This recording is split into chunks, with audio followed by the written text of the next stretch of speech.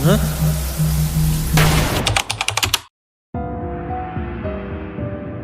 Am back.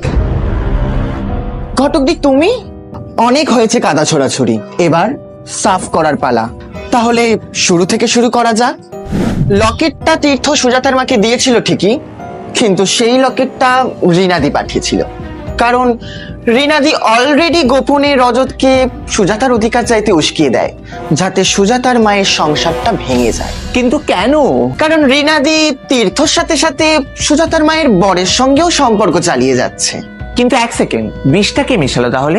বিষটা, সেই বিষটা চম্পা আর রিনাদির বর ঘন্টাদা গুনগুনকে মারার জন্য মিশিয়েছিল, কারণ ওরা ভেবেছিল তীর্থ সব সম্পত্তি গুনগুনের নামে লেখা আছে। কিন্তু আনফরচুনেটলি রিনাদি সেই কাপটা তুলে নেয়। আমার চম্পা এটা করতে পারলো? আমার চম্পা, ওকে কত ভালোবেসেছিলাম। বৌদি তাড়াতাড়ি বাড়ি এসো, দাদা মারা গেছে। আমাদের গল্পটা তো এখনো অজানা রয়ে গেল গুনগুন। কিছু মাসের মধ্যেই চম্পা আর তীর্থ ধরা পড়ে।